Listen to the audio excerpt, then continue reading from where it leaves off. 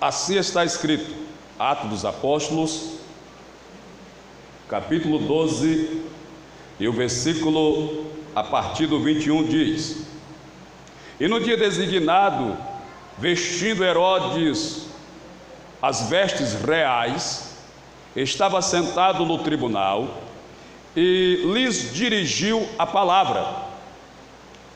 E o povo exclamava: voz de Deus, e não de homem. No mesmo instante, feriu o anjo do Senhor, porque não deu glória a Deus, e comido de bichos, expirou. Diga misericórdia. Ore comigo. Senhor Jesus, muito obrigado por mais uma oportunidade de estar na tua presença, para bendizer, engrandecer, exaltar e glorificar o teu nome, e na beleza da tua santidade te adorar. Continue a falar conosco de uma forma poderosa, de uma forma marcante, radiante, enchendo a nossa alma, a nossa mente, nosso coração com a tua presença. Pai Santo, assim venha e a todos abençoe em nome de Jesus. Amém. Deus abençoe, pode sentar, me dê um pouco da sua atenção. Glória a Deus. Neste momento que iremos ministrar a palavra, e Deus com certeza vai estar falando com você, e se é Deus falando, o negócio é sério. Glória a Jesus.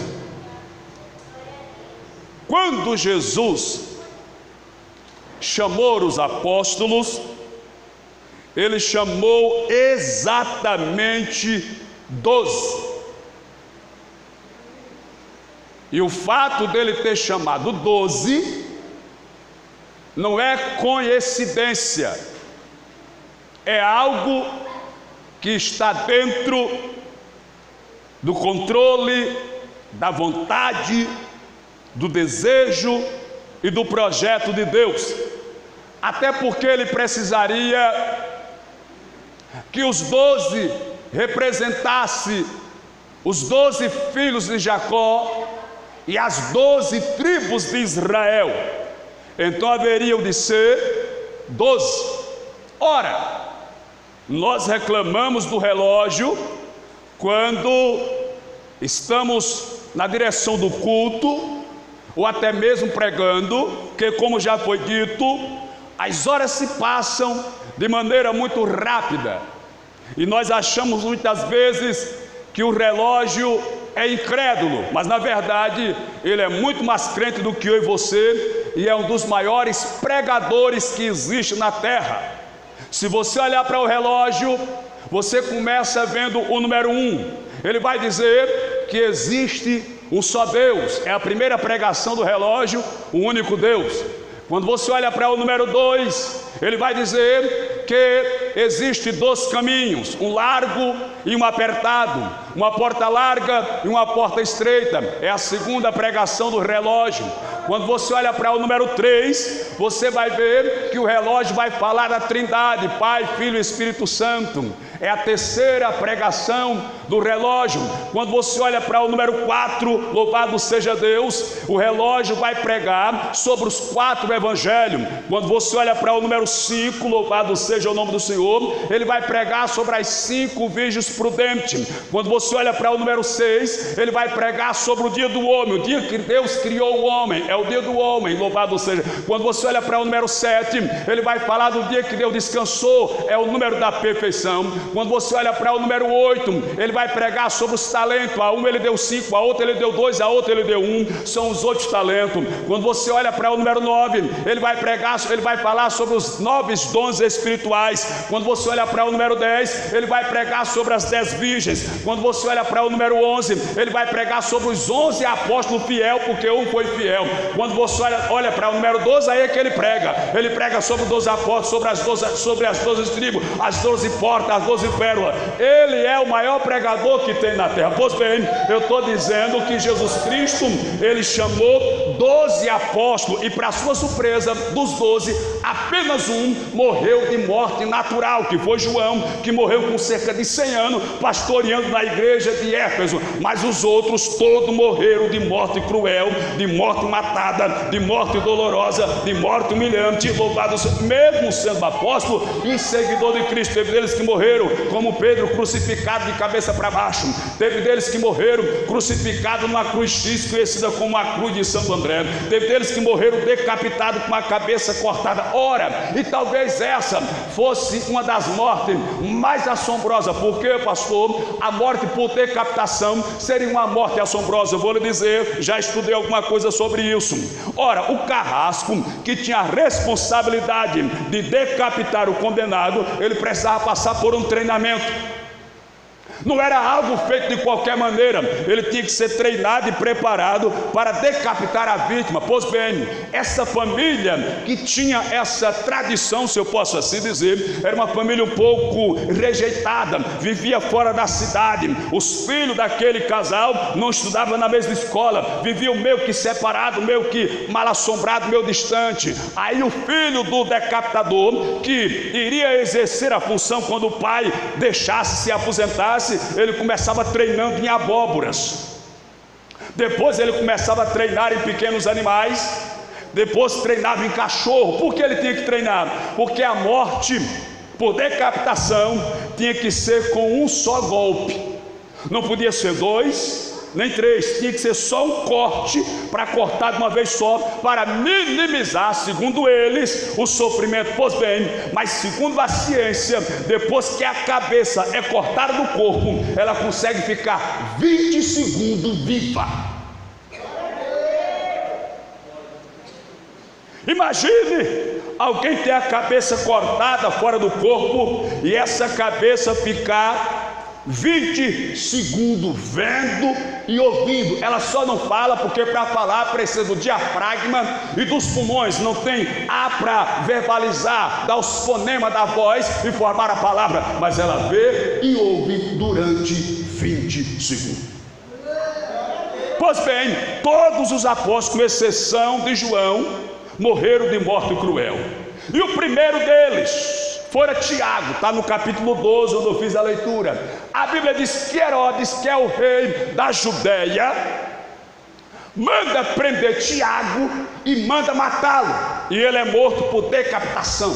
Tem a cabeça cortada fora. E a Santa Bíblia diz que isso agradou aos judeus. Então Herodes, para ter a aprovação dos judeus, para ser aplaudido pelos judeus, ovacionado pelos judeus, mandou também prender a Pedro. Qual é o crime de Pedro, pastor? O crime de Pedro é que ele prega a paz, prega o evangelho, ele cura os doentes, ele faz o aleijado andar, ele faz o cego ver. É o crime de Pedro é este. Mas Satanás fica com raiva quando vê eu e você pregando a palavra e quer nos prender. Mas há poder no sangue de Jesus. Continue pregando, louvando, adorando e glorificando, porque a vitória é minha na tua vida. Louvado seja Deus. Pois bem, prenderam Pedro. E quando fora preso Pedro, fora lhe avisado que no dia seguinte ele seria morto. No dia seguinte era a vez de Pedro ter a cabeça cortada fora. Aí você vai ler o capítulo 12, depois pode ler em casa com cuidado, com carinho. A Bíblia diz que Pedro foi dormir. Pedro está sentenciado à morte, irmãos. E sabe o que ele foi fazer? Foi dormir. Porque se por acaso alguém lhe ameaçar de morte, meu irmão, você não dorme, eu duvido. Eu duvido se alguém chegar para vocês: olha, amanhã eu vou lhe pegar, se prepare porque amanhã eu vou lhe matar. Meu irmão, você não dorme não. Você pega a soca tempera, a garrucha, o facão, a foice e fica esperando. Porque ninguém consegue ficar em paz sendo ameaçado de morte, irmão. Ninguém dorme. Agora eu me lembrei de uma história, não sei se foi o pastor Celestino que contou. Eu não sei se eu vou lembrar direito, mas eu vou contar. Parece que foi aqui na Siricora. O cidadão morava lá sozinho. Aí de repente começaram a bater na porta dele de madrugada. Dei. Eu disse: pronto, vão invadir a minha casa, vão levar o meu aposentado, o meu aposento, e agora? Aí foi lá dentro, pegou a soca tempero, botou uma cadeira na frente da porta. Não entra não, que eu estou armado. Aí ele de vez em quando estava cochilado, o camarada na porta.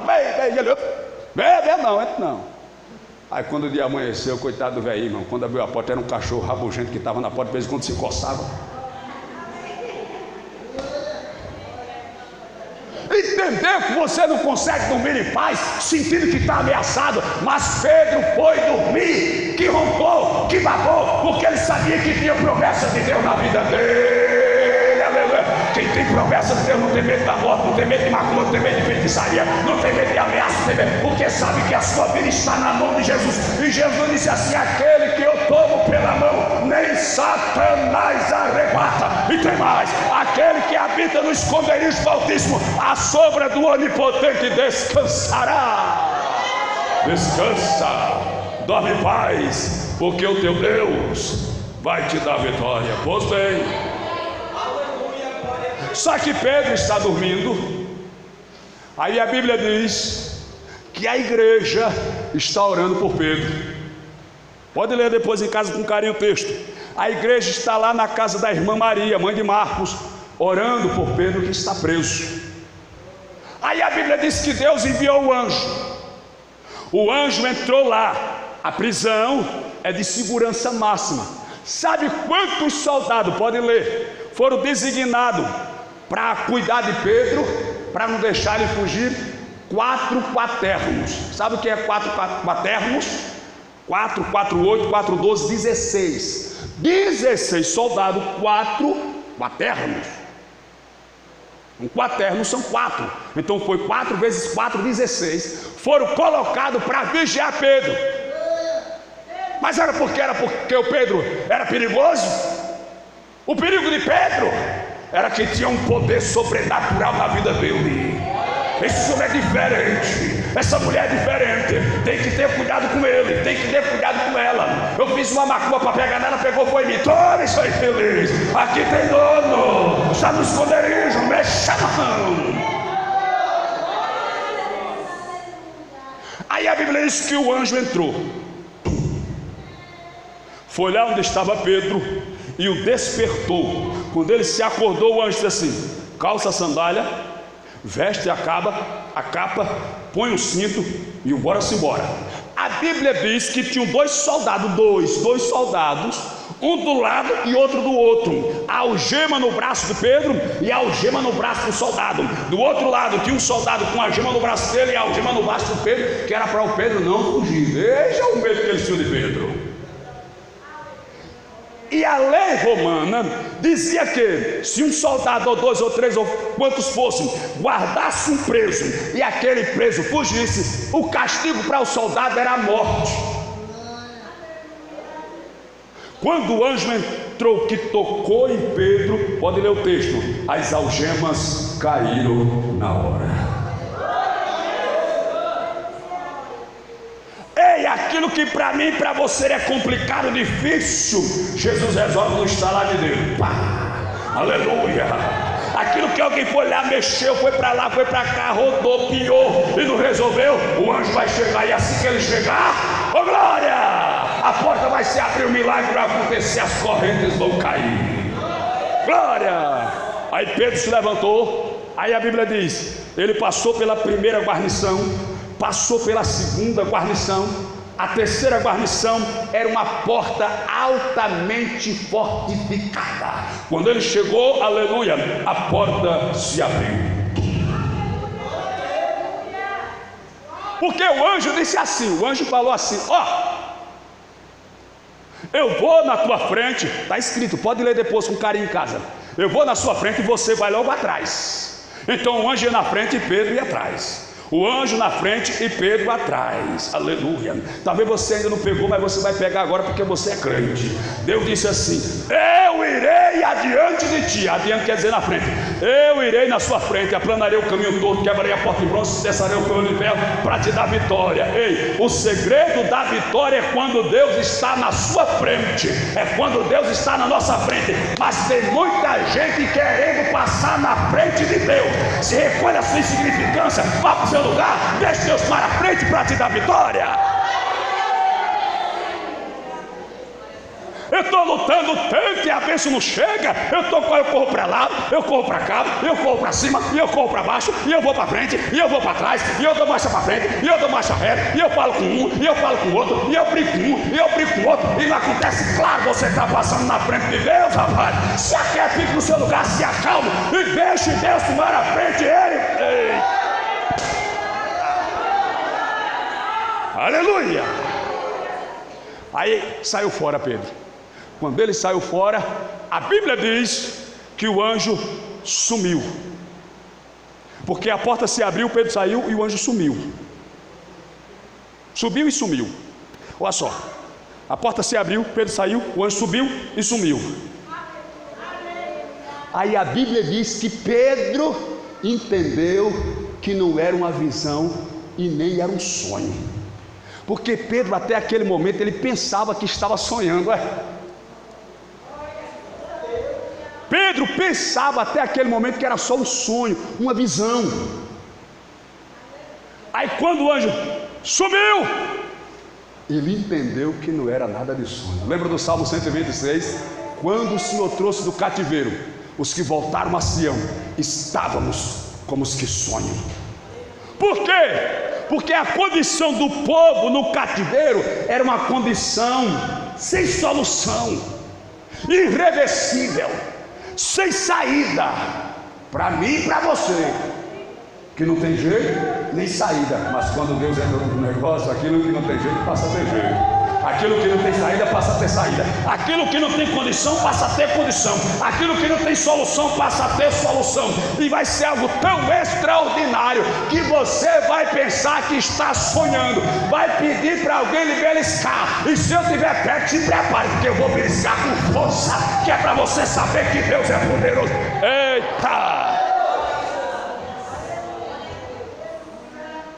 Aí Pedro saiu e correu lá para onde estava o culto. Pedro saiu da cadeia, já foi para o culto. Glória a Deus. Chegou meio atrasado, mas foi. Glória! Glória a Jesus. Quer ver você se atrasa um pouquinho por algum problema que acontece na vida de todos nós? Aqui ninguém é perfeito, nem é Deus, somos seres humanos. Aí você diz, eita, o culto começa de 7 horas, já são 7h01. Não vai dar mais tempo não. Se ajeita, rapaz. Aí Pedro foi para o culto lá na casa da irmã Maria, mãe do irmão Marcos. Quando chegou lá, bateu na porta. Aí uma menina chamada Rude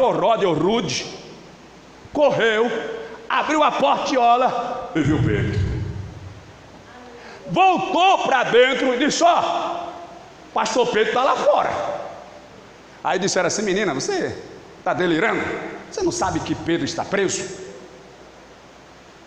Ele não está aí não, pai, ele está na cadeia. Ele está preso. Aí ele olhou assim para os irmãos: mas o que é que a gente está fazendo aqui? A gente está orando para Deus tirar ele da cadeia.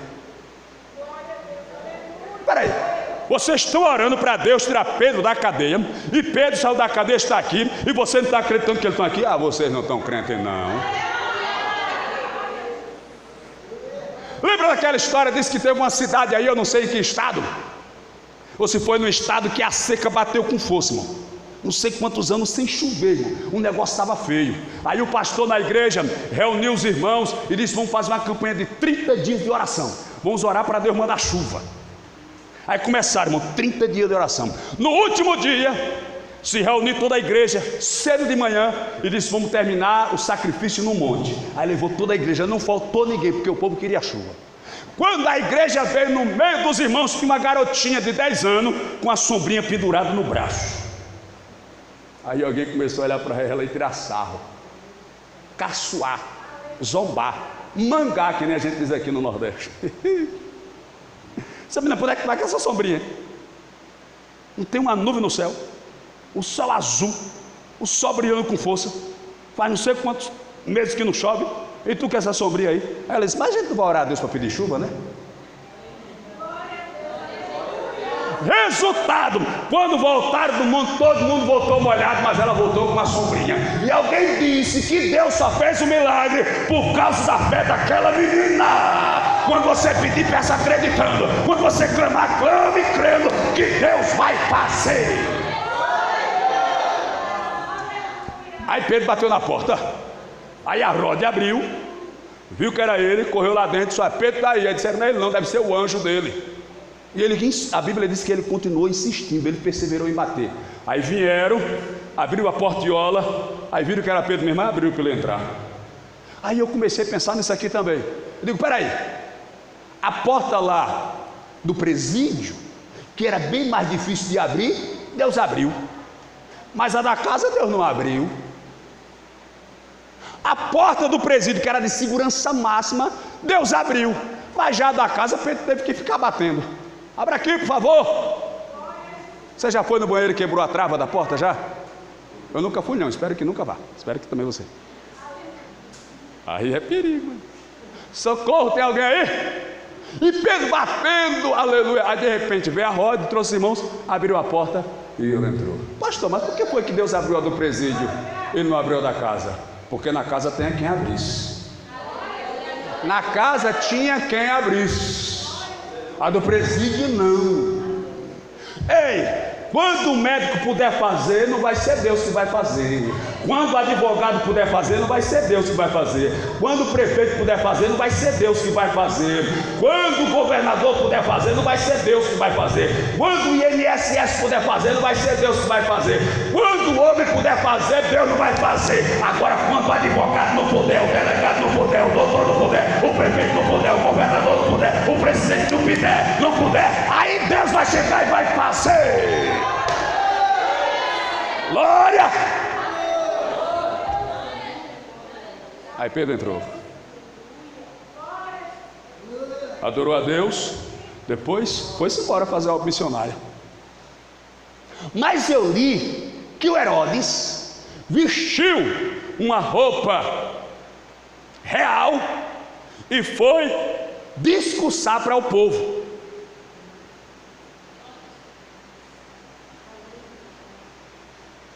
Versículos anteriores diz que ele manda alguém ir buscar Pedro e Pedro não está mais lá. O texto diz assim: aí ele manda justiçar os soldados, ou seja, ele mandou matar os soldados. Olha, irmão, vou falar uma coisa muito séria, muito pesada aqui. Nunca toque na menina do olho de Deus. Porque eles prenderam Pedro, mas o castigo para eles foi morte. Um castigo muito mais além. Pelo amor de Jesus, entenda essa palavra. Aí o Herodes, porque talvez você está dizendo assim, pastor, mas Deus matou os soldados, mas quem prendeu, mandou prender foi Herodes. Calma aí, vai chegar a vez dele também. O Herodes mandou justiçar os soldados. Ele estava com uma questão com a outra nação, mas isso aqui não vem ao caso. Aí o povo se reuniu diante do seu palácio, da sua casa, o cenáculo. O cenáculo é um tipo de primeiro andar e tem uma sacada na frente, tipo uma varanda, e dali eles discursavam para o povo. Ele vestiu uma roupa de núpcia, uma roupa de gala, uma roupa real, e foi discursado. Quando ele começou a falar, aí o povo disse assim: isso não é um homem que está falando, isso é um Deus. Pela eloquência, pelo discurso, as palavras dentro do vernáculo, aquele discurso que o povo ficou de boca aberta, espantado, disse: que coisa interessante. Aí a Bíblia diz que quando o povo começou a gritar, dizendo não é um Deus, não é um homem que está falando, é um Deus, a Bíblia diz que ele se vai e desceu e não quis dar glória a Deus. Aí a Bíblia diz que Deus mandou uma mosca. Eu penso que ele deve ter se ferido, se cortado, se machucado, deve ter feito alguma ferida. Aí a Bíblia diz que na hora o anjo de Deus o feriu. Na ferida a mosca veio, eu conjecturo, e pousou, e pôs o seu óvulo. E o óvulo virou bicho. Eita, meu Deus, eu ainda vou tomar café, mas vou pregar. E começou a comer Herodes. O bicho começou a comer, pá, pá, Imagina a agonia, meu irmão. O historiador diz, assim diz os melhores pregadores, que ele mandou chamar o médico do palácio. O médico veio, botou a luva nas mãos, foi lá, já estava tipo aquela, sarou, morreu. Aí o médico foi lá, irmão, na bicheira e rapou. Ficou em carne, chega, topou no osso, tirando o bicho assim. Misericórdia, né? Aí virou assim e jogou dentro da lixeira. Tá. Quando ele virou, meu, estava do mesmo jeito.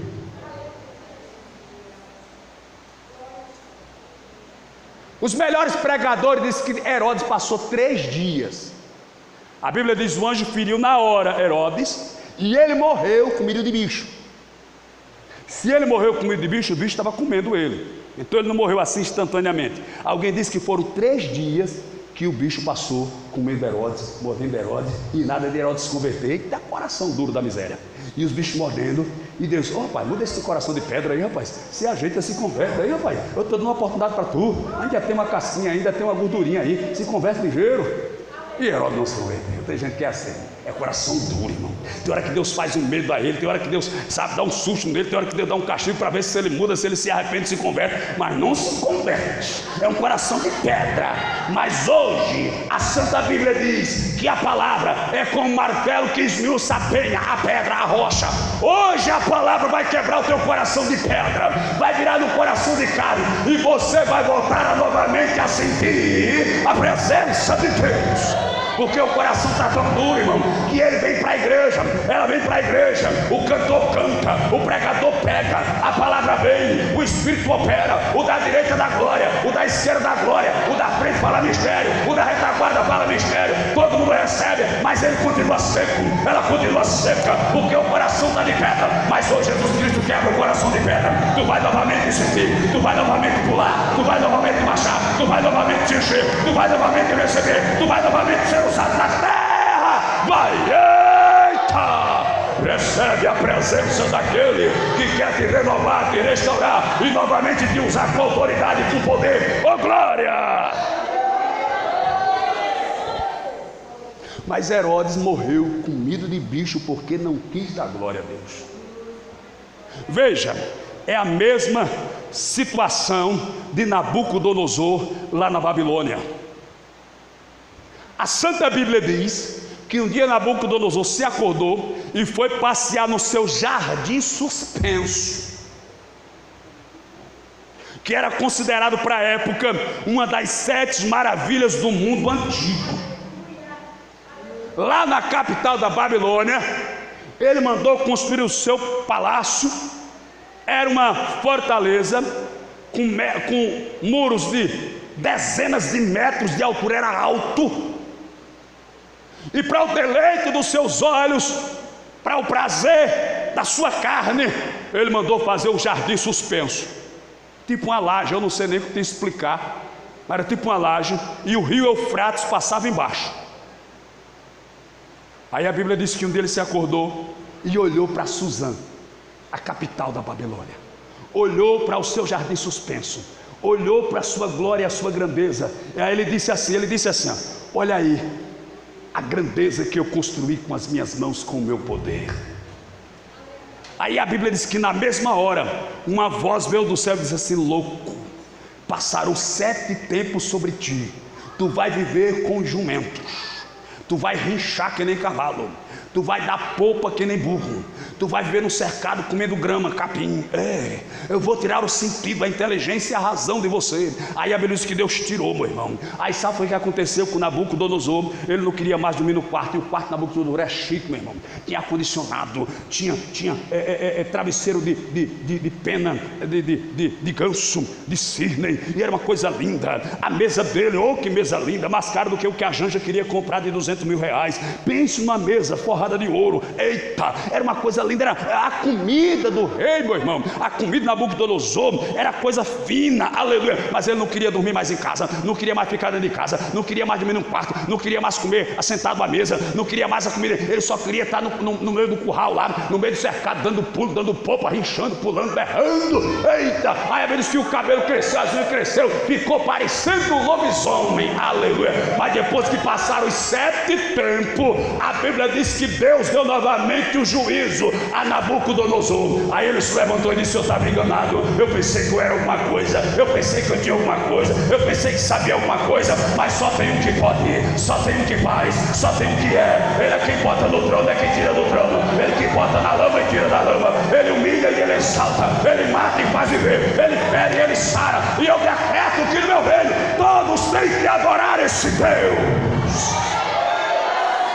Ei, eu sou o Senhor, diz Deus em Isaías 42:8. Esse é o meu nome, a minha glória, pois a outra não darei, e nem o meu louvor, a imagem esculpida. A glória é de Deus, a grandeza é de Deus, o poder é de Deus, quem faz é Deus, quem opera é Deus, quem cura é Deus, quem liberta é Deus, quem salva é Deus, quem traz é Deus, quem enche é Deus, quem opera é Deus, não é o homem.